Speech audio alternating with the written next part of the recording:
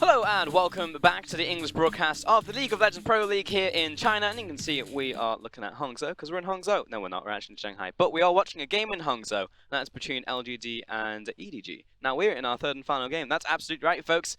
LGD took a game against EDG, and there's a pretty good chance they could take the third one, Frosk. Now, are you ready? I'm ready. What is it? What's your prediction? Who is going to take the third and final game? It's probably EDG. You cannot predict that LG. Here on Team Raz, we can flip-flop whenever we want, Frosk. Okay. It's written in the 10 Commandments of Raz. Just let it be clear that I gave him the opportunity. Yep. He could have doubled down on his faith for LGD, but instead he's like, I'm gonna get used to wearing the wig early. So, you know. Yeah, that's fine. I've already, been looking at wigs during the break, and I picked a couple that would work with my complexion. We're going like full Super Saiyan. Yeah, maybe. We're like a Goku right now, or excuse me, a Gohan right now, and then you're just gonna go full Goku. Yeah, exactly. Yeah, ready for that 100%. But I believe you get choice, so you're the one. That's fine. Game 3. Game 3, how about that one? How about them apples? Yeah, honestly, like EDG in that second game, you're right. I think the way that the game started off, it gave them a lot of confidence because of the way it finished. Because if they had a choice, I actually think maybe if you're LGD, you take the Rogue Warriors approach, which is like live fast, die young. And it's like, well, if we're behind, let's just keep running at them and lose at 15 minutes. Because then we don't have to go through half an hour of losing a game where the start of the game really was the decisive part of all of it.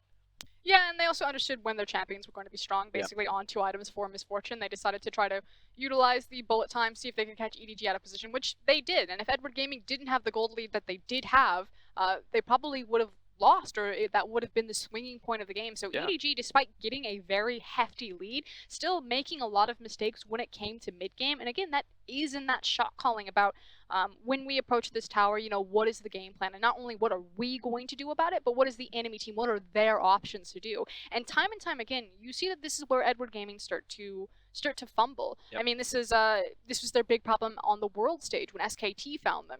SKT are running a Wombo combo Orianna composition. What is their only game plan? You have to expect that they're going to be hiding somewhere and looking for that massive shockwave. And if you didn't expect it, and if you weren't thinking about it, that's how you leave yourself exposed. Yeah, 100%. And you're right, actually, LGD found multiple opportunities in that game. I think back to the Alistar in the mid-game, we were jumping back from replay, and it was Morgana who was dead.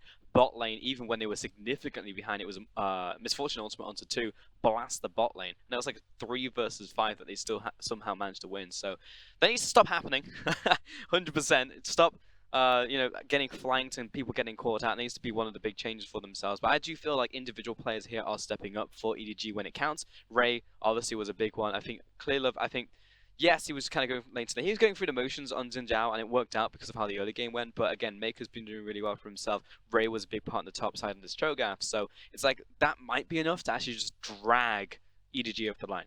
And that's usually how they win. Their macro, their play setup, it's always been very strong, but it's built off of the back about how they take advantages in lane phase because individual performers from the team have always been, top tier talent. It hasn't been until recently, which I think that's no surprise why EDG have started to slip down the ladder where they're no longer the big dog when you have teams like Rogue Warriors, Invictus Gaming, and RNG now kind of taking that mantle. It's because EDG now definitively don't just have the best player in every single position. Whereas for the longest time in the LPL, they really did, or they had capital on majority of those positions. Frosk, I've got a curiosity question for you. Who are going to be the 3 world seeds? You need to calm down, sir. Who are going to be the 3 world seeds coming out of LTR this year? I actually had this conversation with Raz in the break room because I know exactly who the 3 world seeds are going to be, and Raz is like, hit me. He goes, I think, because the thing is we have 4 teams, so someone's dreams are going to be crushed. We assume that RNG are probably going to make the finals, which means that because they won the finals last time, even if they don't win, they auto-qualify into the world seed. So you assume it's going to be RNG, which means someone between Invictus Gaming, Edward Gaming, and Rogue Warriors are going to have their dreams crushed. And Raz's immediate response is, it's going to be EDG because they're slumping right now. And I said, hold on, Raz. Edward Gaming were in the previous spring final, which means they're on the easier side of the bracket, or if they get the easier side of the bracket, all they need to do is come second, and they auto-qualify back into Worlds. So who's more likely to go? It's RNG and Edward Gaming, which means it's going to be Rogue Warriors or Invictus Gaming that get shut out. And if it's Rogue Warriors versus IG, Rogue Warriors are going. Yeah, one guess. And people say, but wait, didn't Invictus Gaming just smack Rogue Warriors? Yes, but they didn't do it in a best-of-5 when it mattered in the playoffs, like they did last time around when those teams met and got smacked. Yup. Yeah, that was crushing. I remember that one. We were on that game, actually. That was horrifying to watch. So that's my Week 7 prediction. I think World's 3 teams are going to be Rogue Warriors, Edward Gaming, and RNG. I'll be honest, it feels like Rogue Warriors definitely are a very clutch team right now, but, you know, someone part of the conversation, EDG, you're saying that they will be able to make it. Because it's easier for Edward Gaming. Yeah. They have an easier path, an easier shot at going to Worlds.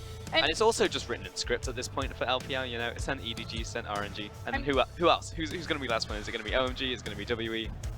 The LPL has this very interesting history where, because our top teams have been so consistent, you usually see the top teams repeatedly, but also we have so many top teams. I mean, it feels like every single year for the LPL that our top 3 teams don't actually end up going. Think about 2016. For the longest time, Team WE was the 3rd strongest team in China, but it was IMA that got to go. Yep. The fact that Starhorn Royal Club took down Edward Gaming in 2014, and they were the ones who went to the World Finals when they were the weakest Chinese team that got to go. So it's always been this thing about the LPL. We've got so many teams, such a big league. Do you think the problem is that we have too many clutch teams in the LPL, and that's the LPL's weakness? Because maybe it should have been Team WE, but then IMA are like, it's time to clutch, and then they just make the run to defeat IMA. It's just like, okay, we're the world seed right now, you know? Then you look at Rogue Warriors, it's like, maybe they aren't the best team, but then they just make a clutch run again, and you're like, oh, there you go. I think it's something indicative of the LPL style. Of course, every single region has its unique style. I hate the phrasing Chinese aggression. Yep. If you spend enough time over in China and you play on the Ionia server, you start to figure out really quickly how the LPL became how it did. It's just kind of the culture of the server. Yeah. When I was over here with Roar back in 2015, I believe, trying to train up a team for the North American Challenger Series, Chaox used to call the Chinese server the 500-unit bot lane. Because he felt that if you saw the jungler anywhere and the enemy bot lane was within 500 units of you, they were going to flash ignite all in you no matter what the matchup was. And the amount of times that he died to this, because playing in North America, he just didn't expect it to happen. No one plays like that. Like, why are you fighting me right now? It doesn't make sense. And it's created this culture. Now, 8 years down the line, here we are. Yeah. See, I fit very well into Chinese solo queue because everyone's just like, I'm gonna choose you with Pampion top lane. I'm like, hello, I'm Malawi. And they're like, what? I don't even know what the champion does. So, fight fire with fire and fight cheese with cheese. That's what I'm saying, folks. Even if you're on the North American server, the European West or East server, just know that cheese always wins. But I think that's what makes the LPL clutch, is the bloodlust. I talked about it at MSI when we saw that great performance from Doublelift as he tried to hard carry Team Liquid into the quarterfinals. Yep. You watch a player like Doublelift and you know that he has the fire, that he has heart, that when he starts to lose, that he's not shutting down at comms. You know, a lot of people will throw shade, you know, why did you flash there? Why did you do that? I'd rather have the player that makes the flash, that throws a game like that, because at least he's trying to do something instead of just passively standing around and watching his team lose and shutting down call after call. Do something. Live fast, die hard. Yeah. That is why China continues to place in the top % of international tournaments. And people say, but what about 2015? That's the outlier, guys. Like, if I have another person be like, but yeah, I think I've seen this before, when MSI lose Worlds. Yeah, one time. That is every salty NA thread I've ever read in my life. Remind me how many times. Yeah, but what about 2015? And it's just like, hello? Why is this your argument? Remind me of 2016. They're like, but CLG made finals of MSI. Yeah, what was the semifinal? It was RNG versus SKT after RNG had almost a perfect group stage run, dropping a single game. Yeah, but they don't remember that for us because they stopped watching after NA got eliminated. Gotta warp that context. It's cool. I got a good memory. I love it. And then tell folks we've got a bit of a delay on stage, so we're just walking through this one. Hopefully we should be into Champions Select shortly. Now I have another question for you though, just following off the back of that. It's like, do you think that having the concept of being a clutch player or a clutch team goes hand in hand with also being an aggressive team or an aggressive player? Because typically you could have the two where someone makes an aggressive play and that allows them to be clutch. And then in the LPL, I make the example of Rogue Warriors, who are A, an aggressive team, and B, a clutch team. No, because SKT disproved that. Because I think SKT definitively have always been a very defensive team. Now, people will look at FLICKR and say that he has a very offensive, aggressive style, which I do agree. But SKT and LCK for the longest time, it wasn't true for every team because he had teams like KT, Arrows, and Bullets. Yes. But the idea was that they would wait for you to make a mistake and then they would immediately punish it. So you don't have to be, you know, a wild, aggressive, brawling team to be clutch. You can be the very coordinated, planning, mysterious team like SKT where they just have that intangible air about them and just smash teams. But SKT not doing so hot right now. And from the top of the world to EDG versus LGD. Let's get into our third and final game here in Hangzhou. EDG are going to ban away the Tamkench for the third time in a row with the Nocturne and the Camille this time, so none of that from Jinwoo. Ray's Cho'Gath is banned. I actually do like this from LGD. That was a major problem for them in the last game, specifically into that Misfortune pick, Aatrox of course, and then Evelyn. It feels like LGD just have done a bit of scouting towards Clear, but it feels like maybe he's got that one in his back pocket again. I was going to be shocked if it was a priority pick of Yasuo, but the Varus makes much more sense. I feel like EDG are just trying to hold and hide all of their hands. They want to try to get counter picks, especially without access to picks like the Cho'Gath, and this was the safest option. Hide all of their hands? How many hands do they have for us? All typically two. People typically have 2 hands. Maybe they're hiding a third one. LGD looking towards their first pick. It will be a Varus first pick actually for iBoy. I do like it. His Varus is very strong, and LGD going to first pick the Misfortune. They want this to really work. The fact that they've banned the Cho'Gath, because that was a problem last game, and then pick the first pick of the Misfortune. And we talked about this in the previous Champion Select about theoretically how the Misfortune would be able to deal with the Varus in lane. You know, can try to match some of the poke or the push with the E, can try to match the poke range with the Q, and especially in tandem with a Morgana, LGD do have a really strong pushing bot lane. They do indeed. I mean, that was one problem last time, because it was like they'd committed to the Alistar, then pick up the Misfortunes. It's like, alright, Misfortune, max that E and push them in. Ah, damn. Guess we can't do that, can we? EDG are going to lock in the Zoe, though, for the mid lane. Do love to see some Scout Zoe towards their final pick. It's going to be a Raka. Hello. Matching fire with fire, they see Morgana Misfortune, they say, okay, you want to push? Let's push. Varus, Soraka. I can't think of anything that would push possibly harder. Yeah. Might just meet in the middle, or whoever gets the advantage will just push it all the way in. It's again another siege composition already that EDG are putting together. The fact that you have an extreme long-range poke between the Varus and the Zoe, and then you work it with a Soraka who's just going to sit behind them and heal up. Yep. It means that LGD need to start stacking hard engage options, and because they prioritize the Morgana to deny it from Mako, so they wouldn't have the Morgana-Varus combo bottom, you suddenly now don't have that Alistar option that PYL has been so clean on this series. Well, we're going to have the other part of the Yasuo and the Soraka Kingdom Hearts bottom lane. It's going to be on LGD's side this time around for Yuki most likely. And the Xin Zhao ban. It seems like LGD just don't want to deal with anything that made EDG confident in that last game. Take away the Cho'Gath, take away the Xin Zhao. What a day it is to be banning Xin Zhao away from Clearlove instead of, like, you know, Sejuani or any of his other classic picks. I mean, he looked very clean on the champion. We're going to see where he lands. It was a Kindred ban in game number 2 in this ban phase for LGD, so they seem to think that Clearlove can play it. It hasn't been the most successful champion for him, but Kindred alongside Soraka, if you're trying to dissuade LGD from being able to hard engage on you, I think that might be a great combo. Yeah. Talia, the ban there from LGD. I mean, Kindred's also great into the fact that there's Misfortune, so it's like lay down the ultimate, lay down the Kindred ultimate, meet it, heal up the team. The other annoying thing with the Xin Zhao, sorry for us, was just the fact that he'd pop his ultimate, sit in front of the Misfortune and be like, now what? I hope that they pick the Kindred up here. No, they didn't. It's a funny looking Kindred. It's either the bet really let herself go. That he won't play it, but I feel like he's going to. I mean, just because we haven't seen it doesn't mean it doesn't exist, you know what I mean? There's a good chance that Clear picks it up on this rotation, but we'll see. EDG thinking about their top laner. Ray still needs one into the top lane. Been picking up, he pretty much does it all. Ray is a good carry player and tank player. Something that EDG are lacking though is their hard engage. So maybe they shy away from something like a Kindred who can kite around the Trundle, have dueling potential, and would synergize well with Raka to try to grab something like the Skarner that would give them that hard engage potential in tandem with the Gangplank ultimate. You set down the Cannon Barrage, you let Skarner zip up to them, grab them, and pull them back.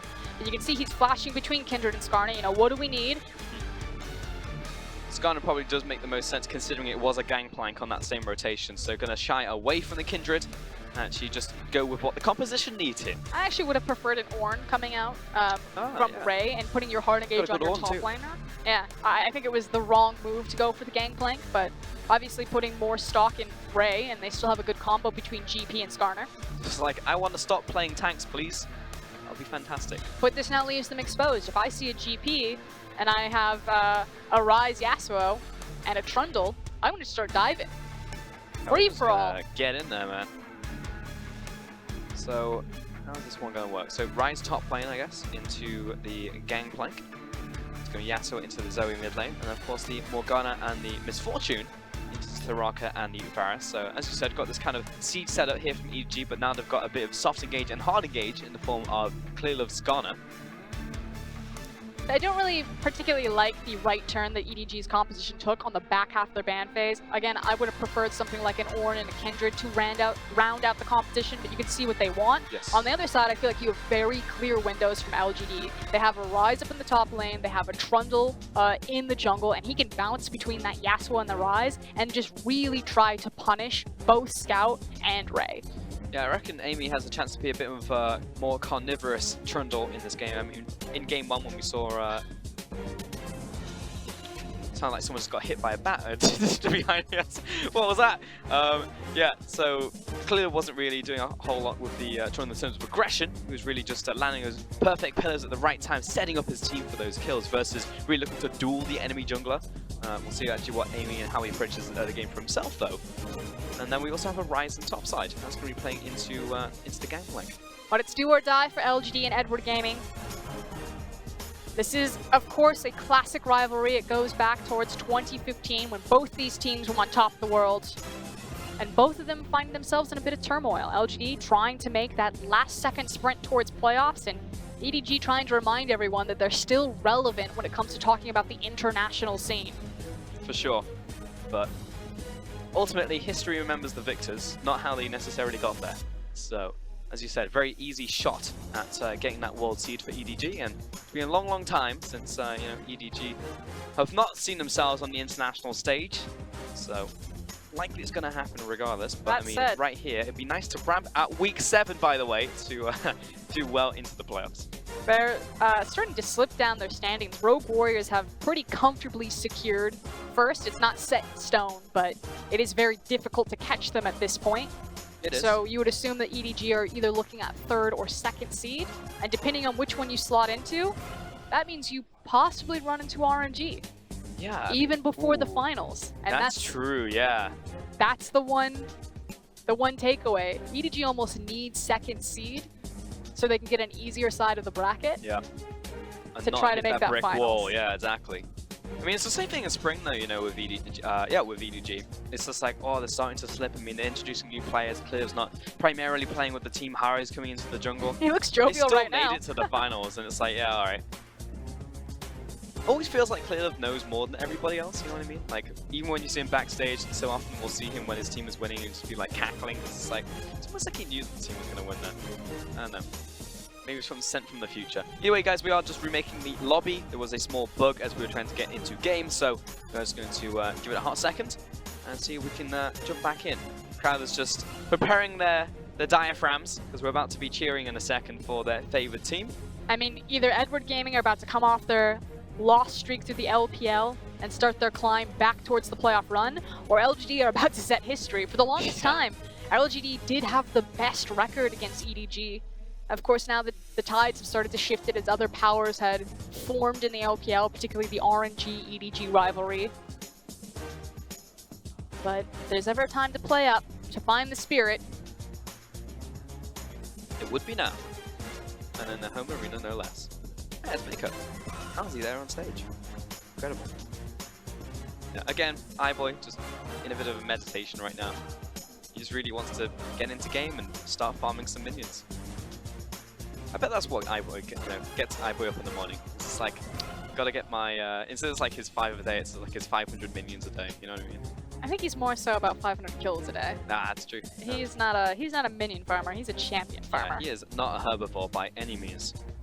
On the opposite side, LGD, definitely been stepping. As much as we talk about the slump coming in from EDG, you know, LGD at the same time, the fact that they are even in the conversation to potentially upset teams or make a playoff run is very different from the recent splits of LGD. And we called them the Sleeping Dragon.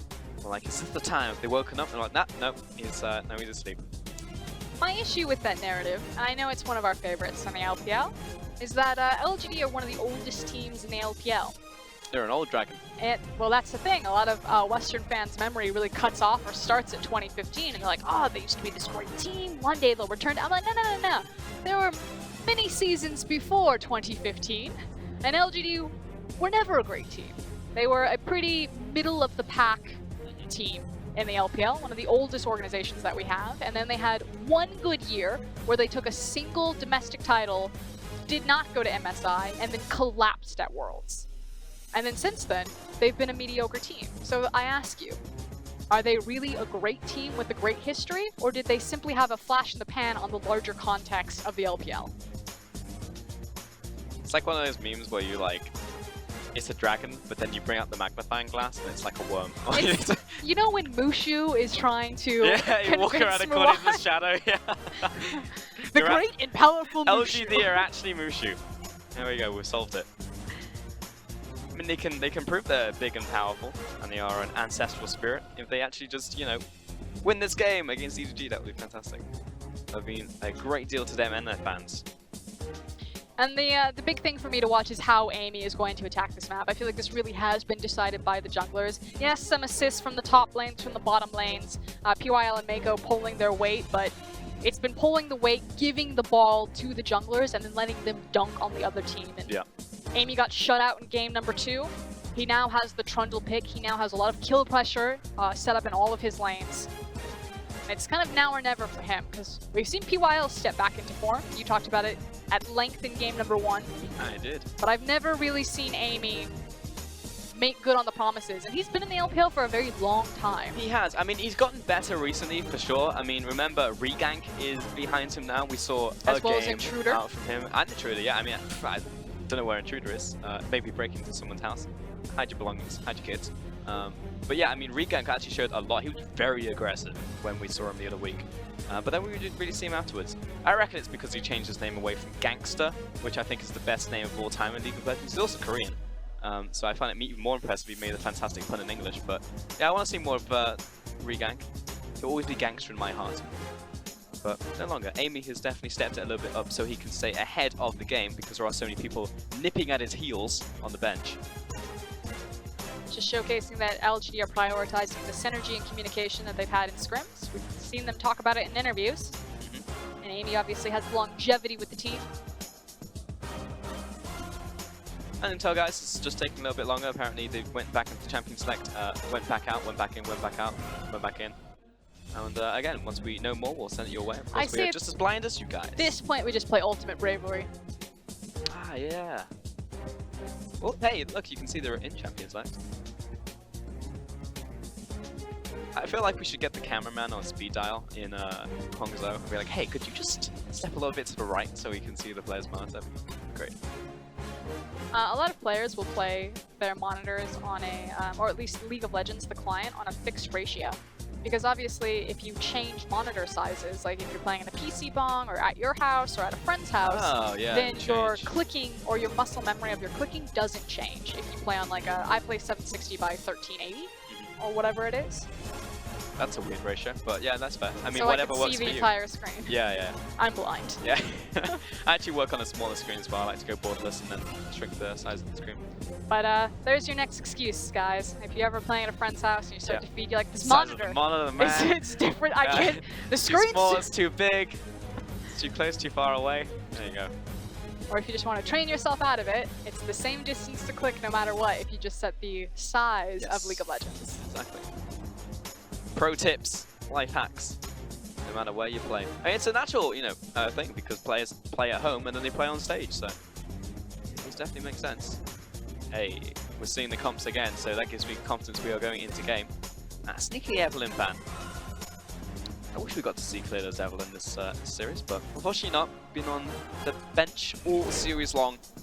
I believe we are now getting into game. All right, Hongzhou, show me what you're made of as we head into our third and final game between EDG and LGD.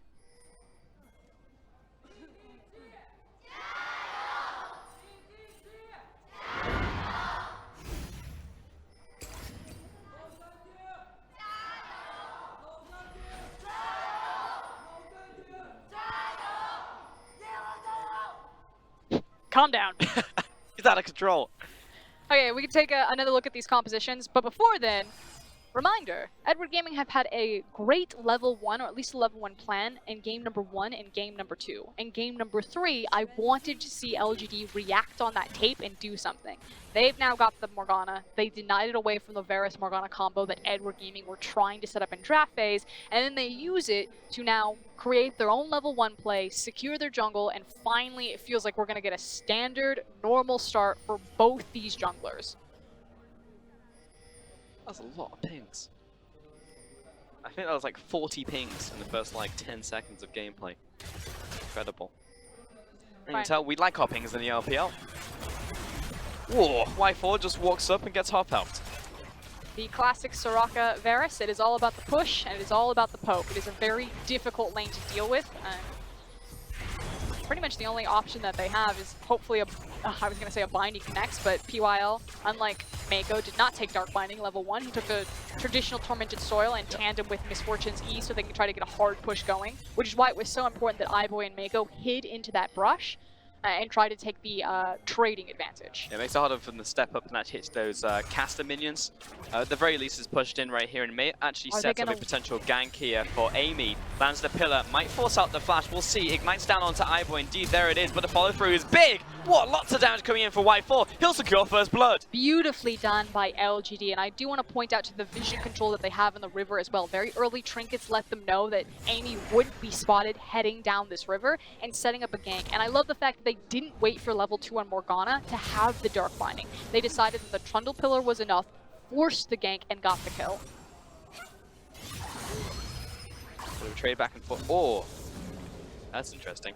Alistar was placed down, but instantly blocked out by the Wind Wall. EDG having a good time in the mid lane so far, pushing in this wave. Scott's going to get the Academy though, so I feel pretty good about that one. But first blood to LGD. Huge in the bottom side, especially after how well that lane was going 2 versus 2. Clearlive looking at top lane, but he's going to sneak into the brush, realizes it's warded, and Ginny was backing away. It's also a very different expectation that LG would strike first on bottom lane, taking advantage of the fact that iBoy and Mako are a very over-aggressive bottom lane, that they would be pushed forward. You see that it is a Varus Soraka, and kind of adjusting his pathing. Because again, he has Yasuo, he has a Rise, he can try to camp these lanes and really get them snowballing and punish a pick like this GP rather than letting him scale up. But starts to get PYL and Y4 in a really good position. Hopefully this Misfortune then can make a bigger impact in mid-game because she's not falling behind in lane phase. Hopefully, I mean, that is the dream right there. He's actually gone for a different form on the Gun Goddess Misfortune. I believe this is the first one that we've actually seen be different. SMLZ prefers a very particular one. Dashing behind the minion wave right there. Yuki just opening some distance after being slept. So he is going to be good. Do your marketing. Explain to me Gun Goddess Misfortune's forms. I don't know it. I'm a top laner. I used to play Misfortune. Used to be a main of mine, but not anymore. Well, you failed now. Reminder everyone, eat Doritos, drive Mercedes. And wash your hair with L'Oreal. It's your face! Wash my face? Why no, would I wash my face with... Is that what you do? Is that what you do? You wash your face with shampoo? I know that you're all about the hair care products. Is that what you're just like, well, I don't know anything about skincare, so I'll just use my hair care products on my face? No. You don't put anything in your hair. Yeah, that's actually the secret. People think it's really gross when you tell them that, but it's actually the way. You're gonna dye your hair, that's what you do. Whoa! Yeah, Equinox always catches me off guard with the upfront damage that he does, especially early game. Scott's got himself a ghost. It's not the perfect one. I watched the Zoe, he just got pro'd about 3 times already the other day. That's disgusting. PYL opening up a lot of space for his AD carry, but he's continuing to get nailed by every piercing arrow. Y4 is really bad at dodgeball. Also, Soraka doing a lot of damage. You can see that Clearlove has snuck into the back of the lane, making use of the fact that iBoy and Mako are so far forward, but he's really just down here to place vision in that bottom river and protect them from repeat ganks by Amy now that they're missing flashes.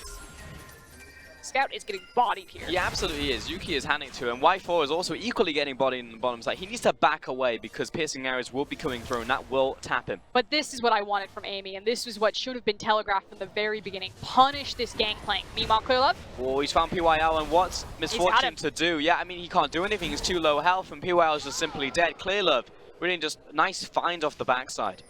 And unfortunately for Amy on the other side, Ray did a good job, backed away from the tower when he felt that he was under pressure, only approached it again when he had access to oranges, got some health back, and he denied any sort of gank from Amy. Well, coming up EDG right now. And they got the push into tower as well. Y4 also not running the teleport, he's actually running heal on this one, so it's recalling on the cannon wave, so should be in range to CS it. Yeah, he did indeed. Feels good for him. So should be equalizing the farm, but EDG definitely not out of this one. It's not going to snowball in the same way that Game 1 or Game 2 went. Remember, Game 1 and Game 2 went very quickly in terms of it being decided, you know. I feel like Game 2 was done by probably the 3-minute mark. Right here, it's up for grabs. And we can start to kind of map out how we expect this early game to go. Again, I like the adaptations. Amy trying to give a leg up for Y4 and PYL with early ganks bottom, but for me, it should be trying to punish the Zoe as well as the Gangplank, and unfortunately, he was denied from that the first time. But for Edward Gaming, they need to play their early game rather slow. Clearly's responsibility here isn't ganking PYL in the jungle, finding him and killing him. It's just placing vision, tracking and hunting where Amy is, so Zoe can be free to kind of lob these pot shots so that iBoy and Mako can continue to push up in this lane. And it's these small paper cuts. They want to start chipping away at LG's lane phases and chipping away at the towers over time. And then maybe make use of low health targets that didn't take a back timer correctly and then try to force a fight. But otherwise, it should just be kind of security blanket and Clearlove bouncing around in river and acquiring information, being a spy. What he's done so far. Personally, first person I would turn to would not be a Scorpion if I wanted a Secret Service spy, but there we go. EDG have their own methods. Whereas what LG need to do is they really need to be the hunters right now. They can't afford just to be tracking. They need to start finding kill pressure, because over time they will lose these structures to this whittling away and this chipping that EDG's poke and siege composition can do, even in their isolated 1v1 lanes. Really just eroding them, yeah. Exactly, the amount of times that Zoe is able to take first tower being mid tower because you just can't stop her wave clear and her poke. That being said, I will say the bot lane is, you know, aside from dying, doing okay if you're looking at the side of LGD. The wave push coming out from Morgana and Misfortune early is pretty significant. Ray is actually on struggle street though. He's going to clear a lot of his minion wave out, but Jinu's going to get a healthy amount of poke down on towards him. I actually think Ray, while he is taking a lot of poke from Jinu, and Jinu clearly knows that he's strong in this matchup, is completely fine. Doesn't have access to his TP, but is using his ultimate correctly, is making sure that he's getting his grasp procs, and is constantly just kind of sitting back, letting the wave push into him, making sure that he's avoiding Amy's ganks, and just absorbing the free farm. He's just going to scale through this bad matchup. I mean, that's the goal. That's why you go Grasp in the first place over Kleptomancy, is to help survive matchups. You're never going to win a matchup, really, as a Gangplank, but what you can do is lose less. Grasp is one of those tools that you have in top lane. Scout's going to get himself an exhaust. Lovely. Go out the rest of this wave. I think so far I've been seeing a lot of pushing coming out from Yuki, so he has been managing to protect this tower somewhat in the mid lane. That's a lot of damage. That's PYL down to half, okay. LGD are actually making tracks towards the bottom lane. They've got the blast cone usage as well. They're going to find a path down here. And the key thing is that there's no Gangplank ultimate to help out EDG in this dive. Oh, cutting off the mini wave as well. Great binding immediately right into the bullet time. iBoy, there's no point in flashing because you're dead, and Soraka's going to follow. I'll see you in hell. That's going to be 2 kills to LGD. Excellently done. Amy teams up with Yuki again. Either grab the Rise, grab the Yasuo, get one of those two, and start being that carnivore and eating up space on this map. Huge swing of power for LGD because now it unlocks their shot caller and captain in PYL. Great play coming in from LGD on top of that. I mean, that's what you expect from EDG. The classic EDG rotation into the bottom side. LGD make them taste their own medicine. It's going to be 600 gold in the backpack of Y4. This is the first time I've seen a Misfortune so far this split actually get ahead in the early game. It was also really well timed because Scout and Clearlove were on top side of the map passing over the blue buff. We talked about how Clearlove's only responsibility in this game is to make sure he doesn't lose control of the neutral vision.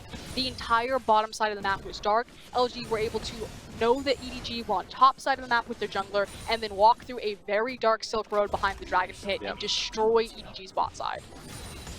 Y4 is using my favorite Gun Goddess Misfortune form. It's the one where you shoot like lots of missiles. It's like Royal Guard or something like that.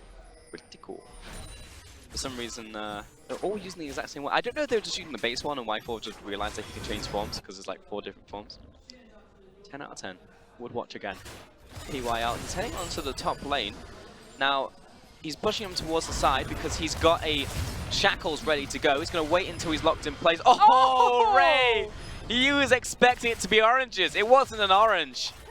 It was yellow. Baited and outsmarted. Excellently done from Ray there. Didn't press tab, didn't check the perfect timing. Like you were saying, expected the oranges. So he was just going to chain the Dark Binding into the immediate CC so he could catch the flash. But mind games. Baited and outsmarted. Got him. Yeah. Burns the stopwatch, but I mean, Burns PYL's ultimate and Roam coming out from him as well. So, Junior's going to be down there in the bottom lane swapping up. And of course, Y4 will do the same on top side. Yuki going to be aggressing onto Scout. It's going to be a pillar knocking him away though. Oh, we're going to fall into the last breath though. Scout flashed away. That's a real flash. And Amy takes a bunch of damage on the latter half of that fight. Great binding actually out from PYL. Locks Clearlove in place. So, no impale for him. Yep, excellent disengage there, and I still like the fact that Amy is being very aggressive and very proactive on the map. Because they have complete control of the bottom lane, I expect that LGD will rotate into that Mountain Dragon, but they do need to be aware that EDG have gotten every single Rift Herald this series, and they can't continue to let this one go for free because of how it allows them to pivot around the mid lane. And once you unlock Zoe, and she starts having access to throwing all of her skill shots around choke points, that's when things get really terrifying and EDG's composition starts coming online with these sieges. Yeah, definitely. But they had to get there first, and currently that road looks very rocky. LGD are starting off on the Dragon. We'll see if EDG can take anything on the opposite side, because it's a Misfortune and a Morgana blocking the wave, and a Misfortune with a bullet time to boot, which means that they will be able to instantly clear the wave if they make an aggression towards it, so no Herald so far. Ping goes down immediately as the Dragon dies from LGD. If Clearlove can take it immediately, then that's great. But LGD, there is a chance for them to react here if they want to. What's cool is that the next Dragon will be at 18 minutes for that Infernal, and both teams will have really key itemization coming out, so both teams should feel really confident to fight over it, and I feel like that 18-minute team fight over the Infernal Drake, if both teams contest, is going to be the true hinge on which this game swings. EYL, he's approaching Y4 there as well. We see Clearlove is going to be smoted down, but Yuki is going to block him.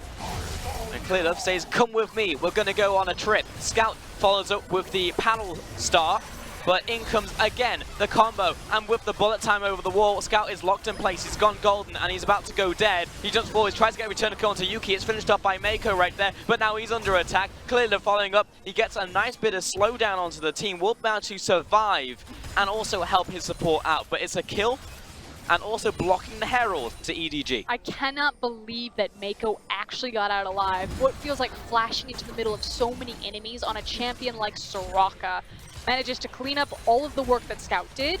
EDG don't get the Rift Herald, but they do deny it from LGD. And manage to control and protect their tower. Observer showcasing us that the Herald has disappeared. No one picked it up. Shelly's eye locked on the floor. Clearlove, nice setup here. Scout lands a lot of damage over the wall, but the heal was clutch. And then the follow through as well. This combo has been so good coming out of Amy and Yuki. What's interesting is if you look at the minimap, Edward Gaming had the proper setup. You know, they've got two wards that are behind the Herald Pit. They had control over top lane pushing, Scout in the mid lane. But just no one collapsed in time to protect Clearlove and to secure that Rift Herald. So again, a fumbled setup and preparation of EDG, which is something that this team was really well known for. They are the play-making team. They are the setup team. They make plays, you know, 3, 4, 5 minutes in advance and execute on them flawlessly. And now they don't seem to have that ability anymore. Not quite. For any of our live viewers, JD and OMG is ongoing right now over in Chengdu, starting right on time at 7 China time. So if you want to catch the start of that game, it's starting and is continuing their early game currently. You can go over to W and Panda to catch that one. Alternatively, you can stay with Verts and we'll be starting that one from the very start for you. We've got that one ready to click play on, so up to you. But we'll have English commentary for that one right after the conclusion of EDG and LGD. I mean, I could probably dual commentate the game. I can see the Mandarin casters just behind us. Oh, silly. Let me tell you that JD Gaming are already up 2-0. Oh, thanks for the spoiler, Frost. Jeez. No, you're welcome. Ah, goodness gracious. I'll let you know when a team fight happens. Okay. Okay, we'll see if we can dual play-by-play. That's a new one. I'll take left, you take right. All right. I'll go high, you go low. LGD besieging the mid lane tower. I appreciate the attempt at the cannon barrage there from Ray, but it's just going to tickle LGD as they go away. Oh, Alawi's about to grab Ray. Oh no, he's fine. And Janu is going to get himself a grab. Oh, what a juke. Crab locked in place. Can he find the second? Oh no. Double CC duration on the crab, unfortunately. So weakness. At this point in the game, Edward Gaming are just trying to stack up as much gold as possible in preparation for this Infernal. We're about to tick over into the 2-minute warning mark for both these teams. And as I said previously, you're going to have a couple of key itemizations coming out for both key champions on either team. Misfortune should have completed 2 items, or she's going to be very close, and that's really the big window for LGD. They want to make sure that they have access to Ghostblade as well as Duskbringer, the red one. Duskbringer is Nocturne's Q. Duskblade of Drakthar is the red one. Thank you. And Duskbraid is something that you put in your hair at night. I wouldn't know. I have really short hair. Once upon a time you had long hair. And on EDG side, I have long pink hair. Oh. The Trinity Force from Gangplank is the big window. And it was nothing there at all. He'll never know unless he watches the VOD. Could live on his way to the bottom lane, making sure it's completely clear. He says, on the way, Ray. Face down the on the way ping. On the Chinese server, that means they're already there. Remember that one if you play on Ionia. He's going for the reach around. It's because he knows that Amy and Yuki were in the mid lane. Jinu, he knows. He wasn't even caught out on that ward. He just has this sixth sense right now. I feel like there's a Skarner here. But it just, either way, it allows Ray to hit the tower and take it down. And it's important that Edward Gaming gain access to this area on the map. Hold on. Front row. He's about to go night-night. Cleanses out of it. He's alright. But EDG, 3 members here, looking to take out this wave, maybe push it towards the tower. What are LGD doing? Well, they've got 3 members centered around top lane. They're starting to fall apart at the seams, although teams need to start making their backs for Infernal. It's like, damn it, I knew he was there! Clear in the bottom lane. Inhales and impales onto Jinu. He's going to flash away. He's got the shield, turns it around. Ray's holding up the door as long as he can. The wish comes down from Soraka. They both stay alive. Bullet time coming through onto Scout. He dodges, but he has to come back. He gets the kill. 1-for-1 trade, support for mid, however, and a huge miss from Edward Gaming on the bottom side of the map. Just terribly executed. I mean, good job on Jinu, but oh my god. Yeah, what a disaster. Top lane and bot lane. It's a disaster sandwich. Oh, he's going to flash forwards. Jinu low, he's ticking down from the pass, but he's got the shield, turns around. Ray, last tower shot. Oh no, you played yourself. From bad to worse, and the Infernal Drake is now spawned. That's now more gold over to LGD. They got the push and the reverse back on all of the waves against Edward Gaming, which means they have first access into this pit. I don't know if Edward Gaming take this fight anymore. I feel like Jinu needs to have the Yasuo mode, to be honest. Bring it on. 2-man gang, absolutely fine. 1v1, that's fine too. Flashes forward, can't deal with the shield. Seraphs. I understood what Ray was looking for, because he was like, the shield's down, he can't do it again. He's already used the combo. Didn't press tab and see what item he had. That's the 2-item power spike on Misfortune.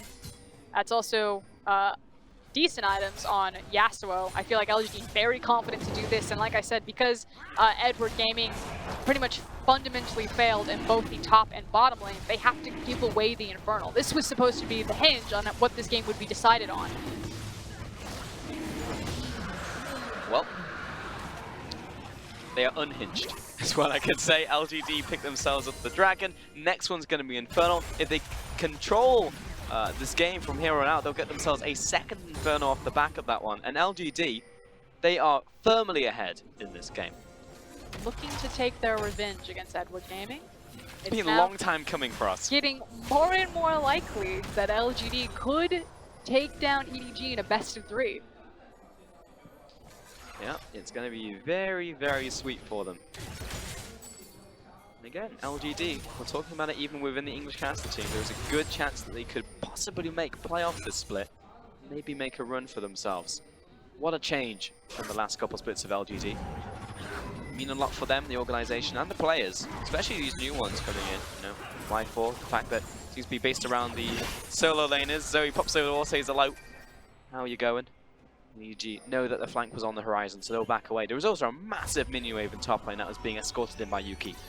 And I feel like at this point, LGD need to continue to separate Jinu and Yuki, continue to play them out to the side lanes, funnel more farm, especially because you can very comfortably park PYL and Y4 and have a lot of safety because you have Black Shield in that mid lane, as well as with the bullet time. They can continuously deny this attempted siege from LGD. Yeah, he's also going to be some really big bullet times coming through. This one's going to clear out the minion wave here for Y4, but remember, he's 2.5 items. He's also picked up the QSS, so he is in such a good position for himself. to be laying down these huge bullet times come team fights. And EDG just do not know how to attack this map. They're constantly trying to just ARAM funnel themselves into the mid lane. But while they're doing so, they're losing flashes on their ADC. Huge no-no at a very crucial time when we could have a team fight into a Baron. But they're not paying attention to their side lanes. And so they have to leave mid, they have to go out to their side lanes, and it just allows LGD to let a wave build up behind them and they just run it down mid themselves. I just don't know, Frost. I mean, like, I'm looking at this game, and it actually reminds me of... Actually, last time you and I casted LGD, you know, before they had their winning streak, and they were the ones ARAMing in the mid lane. And they just didn't know what to do. They were just sat in mid lane and they couldn't close. So when we had that fiesta of a game that went on for 50 minutes, we had like 100 million kills. But this time, LGD, this is a complete 180. They're playing completely different. That being said, Jinu just lost all of his health in bot lane. He's going to turn it around very slightly because he's got Y4 jumping over the wall as well, and his misfortune to double taps are coming in. It's going to be close, and Ray's going to be trading his life for this one. Oh, he's got the wish coming down. Oh, the crit coming out there. Didn't even have Storm Raiders. Could still see some fighting going down. I feel like LGD should just push this wave in and recall, however. It's not worth it, guys. Yeah, we're just getting a little hot under the collar there. So it's going to be top lane's exchange for us. But EDG are forced into this position because, again, the nature of their composition. They keep doing this where they draft these siege comps, and it used to be one of the bread and butter maneuvers of EDG, but they're not as practiced with it. They're not as refined, and it's not working as well in this type of meta. Oh, caught on the very end. I feel bad for Junior. There's no way that should have connected. But that'll be the follow-up damage from the sleep damage plus the paddle star. Survives a long time with the shield, though. Got him. Yeah, Ray with the turnaround right there. The wish was also clutch. Gave a chance for him to knock down Y4. Not going to be the case in the end. Simply didn't have any more follow-up off of that crit. But still, appreciate the effort. The old college try there from Ray. We're now in the Baron dance as more key items are being complete. Still a very hefty lead, however, from Y4 and Misfortune. 3-0 and 3. Poor little iBoy is still sitting on just a bunch of components as well as his Ghostblade. So Edward Gaming need to continue to stall this game out before they can feel really comfortable engaging in a full 5v5 versus just looking for kind of hit-and-run picks. Yep. Finding lands onto Clearlove. Really difficult to walk into this narrow alley into LGD, especially when the flash comes forward right into the last breath, gives him an extra arm penetration. And good lord, is Clearlove dead. Yuki's still going. The rest of the team is blocked up right now by Ray. Mako, he's going to die. And Yuki's just popping off by himself. He finds two. How do you do? Ray's going to flash the wall, and LGD come up trumps. And you said that it was, you know, a bad idea. That was a terrible idea. Why would you ever walk into a small choke point against a Trundle Misfortune? You place down the pillar, you have so much coverage of the bullet time, they're going to be forced to eat it, and your ADC doesn't have flash. It was burned at the previous engagement. So you lose your jungler, you lose your bot lane, you lose the Baron, and they're possibly going to lose the series. This is full control LGD on a composition that only gets stronger. On a silver platter. Clearlove just walks up. Enemy cooking some Scorpion tonight, that's for certain. And they have to check. They want to come up, but you don't need to all check through that maneuver. Walk into the mid lane, push it up, walk through a larger space and area so you can spread out. There's no reason to take that pathway into the jungle. I mean, when a Yasuo flashes into 3 of your squishies, it's like a ball in a china shop, you know? It's like, what are you going to do? Scout immediately evacuates, because it's like, well, lads, I don't have my bubble, so I'll see you later. And then iBoy and Mega just running around in circles like, what do we do? We're just dead. There's nothing we can do when we've already burnt all of our CC abilities. And Yuki just ran away with it. 2-1 and 3. First 2 kills of the game actually happening right there. But as you said, they had to check. Unfortunately, there was a gang of LGD members there to eat them. Now, the question is, how do LGD actually siege with this Baron? And it's going to continue to split up the map. They have a Misfortune, so they can try to attempt to zone or threaten with the bullet time. But otherwise, you're looking at kind of spell flinging. Dark Bindings, maybe a Tornado coming here and there. LGD shouldn't execute on any of them unless they feel very confident about the health advantage. Oh, we can find a pick in the top lane. Yeah, that's going to be on Damie, but he's very tanky. Is there enough time to rotate? No, but that was all 5 members on top side, and Y4 breaks open the base. And yet it's Mako that walks away with the kill. Disappointing. Jinu also left to his own devices on the bottom side. Yeah, he'll drop the tower down to half, so he's having a grand old time. Ray's going to try and step up here, but that tower is dead. Yuki is on the top side, 1 versus 1 into Scout. He's going to find this tower over time as well with the cannon minion sieging the way. Now the rotation comes into bot side with Y4 and PYL. And I don't know if that kill was worth it, to be honest, EDG. I'm going to tell you that it wasn't for worth it. And EDG are frankly on fire, not just in this game, but in this league.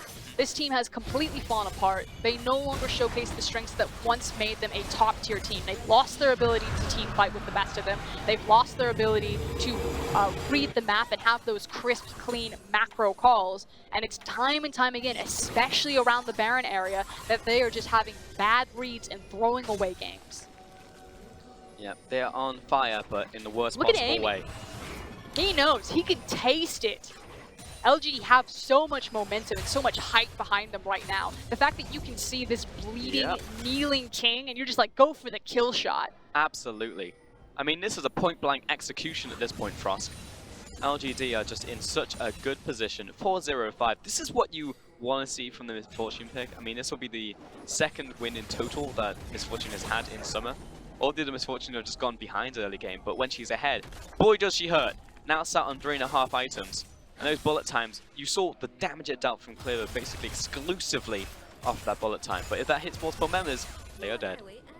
And there's nothing to lose right now. It's a huge reward, very minimal risk for LGD if they want to attempt to dive and just force an end here, because there's nothing EDG could get back on the map if they do manage to win here. I think LGD go for the win. Tower broken, there comes a bullet time zoning away. Mako actually stands in that one for a second. Oh, Yuki instant cleanse out of the Impale and cleared him. What's Ascana to do in this situation? Yuki about to die, it's raining down hell on top of him, he finally falls. Here comes Jinu, he's tagged Ray, PYL, about to be picked up though, he goes golden, he goes dead. Jinu stepping up to the plate, Amy and Whiteforce still here though, the 3-man assault into 4, they are still pushing forward, and the love taps do so much damage into these towers. Whiteforce collects one, it might be LGD just backing away. 2 members died off of that push, but they have wiped out every single inhibitor. I cannot believe that Edward Gaming even survived that siege right there. By the skin of their teeth, they are still in this game, but LGD, look at that gold lead. 10k, 2 Infernals, a Mountain Drake. They have every single attack point that they want on this map. It is a lot. My boy and Mako struggling against these minions right here. Almost double Nexus turrets down. And this is another wave. Come back. Clearly's going to be the one to stop it. And it's still killing the tower. You look at EDG's composition. What are their options here? You know, if they're backed into a corner, they don't have the ability to just straight up 5v5. I mean, they maybe stall out towards Gangplank and hope that LG stack on a 5-man barrel and just watch them explode. An early bullet time, but it forces a flash and drops Mako below half. Really, it was 2 members pushing in very deep. It's a godsend that Yuki got hit by that bubble at all. And that really was the difference there. If Yasuo had survived and was able to chase down, and LGD had just been a little bit cleaner, crisper, not diving the Nexus towers, that would have been the game there. But we talked about high risk, low reward. It's even better now. Oh, LGD are hyphy, and that's going to find themselves a kill onto iBoy. The clutch pick right there by Yuki, but really, it was just a matter of time. This time, they can do it in style. Here comes the bullet time, rains down across all of EDG. That's going to be a double kill to Trundle, another kill as well to Y4, and LGD reclaim their former glory, and they'll get a win over EDG today. Well-deserved high fives, huge smiles on the likes of Amy's face. He turns to Jinu and he says, we did it. And Amy particularly, the fact that he had the Trundle pick, that he got the early 2 kills, that was the difference maker. You said that it was PYL for you. For me, it was Amy. He was the last piece of the puzzle because you already had such strong franchise players to stand behind in Yuki in the mid lane and Jinu in the top lane. You just needed that jungler to hold it together for them to cover their laners.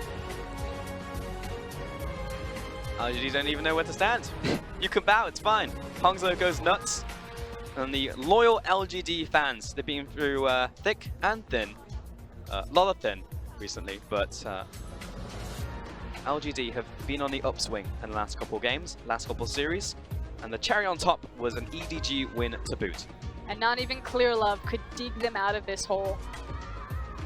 EDG look broken on that side of the stage. iBoy not making any sort of eye contact, whereas LGD still tasting some of their newfound victory. And frankly, I don't know what else EDG need. I mean, it feels like Clearly brought the shovel today, but everyone's onto broken. They have a bad read on the meta. Yeah. That's what it is. They're playing very bizarre compositions when it feels like this is much more about skirmishing and team fighting. You know, they didn't really take to the whole bruiser meta when it was running rampant in 8-13. Yes, things have changed to 8-14. Yes, Zoe is a very strong champion, but it's kind of everything else that is going around the Zoe. And then the own team decision making in their macro calls. They are just not crisp, they are not clean.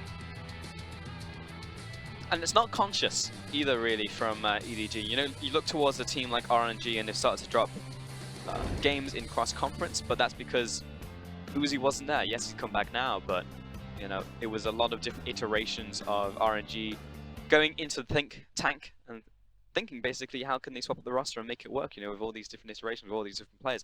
EDG coming in with, you know, close to their main roster, bringing out Clearlive into the jungle as well, and still face planting, you know, on stage. I mean, they got that second game as a gimme. That was really just that binding at the start of the game and the snowball, and then Ray coming up clutch in team fights. But again, they were still getting caught in that second game. And then in the third game, I mean, history repeats itself in game 1. And then it's a reminder about why would they look for Clearlive. It's not because Haro has been underperforming or anything like that. He's been the most consistent performer. It's because they're having shot calling issues. And again, I want to put a magnifying glass. When you go back, when you watch the VODs, watch what Edward Gaming are doing when they're deciding how they're moving around objectives, what their vision setup is. And that can't just be on Mako.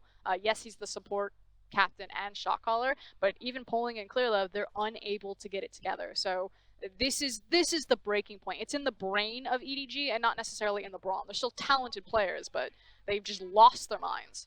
And that was such a terrible time for that to happen. You know, we're week 7. We're ramping up until 2 Worlds. You know, this is the world split. Back into domestic conference. Yeah, and it just, yeah, exactly. You're going into a domestic conference, and the fact that, you know, yes, they have points coming in from spring, and yes, maybe they still get a world seed, but I mean, this is still like the split that goes into Worlds itself. Like I don't know how many times I need to keep saying it. Like, EDG needs to get it together right now, because this will not hold up against some of the best teams in the world. That said, we talked about Clutch, we talked about how long the LPL season is. EDG have never been a team that can rotate quickly into new metas, and I think this is what they're being punished by again. But they need to look at their system and figure out what's going wrong, because there's no reason that between 3 different coaches and completely different rosters that they are continuing to have the exact same growing pains 4 years in a row. Yeah, bring it back at the fundamentals. On the opposite side, congratulations to LGD on a very sick win for themselves, and Y4 will be our MVP on this Misfortune play, landing some sick ultimates for 0 and 8 on this champion. And I like the confidence of Y4 to take the Misfortune pick in game number 2, pretty much get smacked around, and then have the confidence to run it back in game number 3. Came up huge.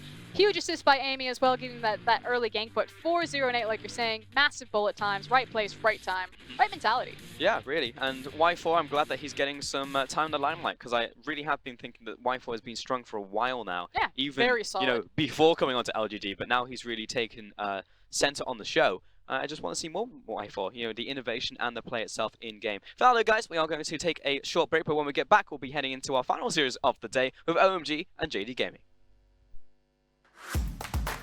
相信这支年轻气盛的京东，相信过程。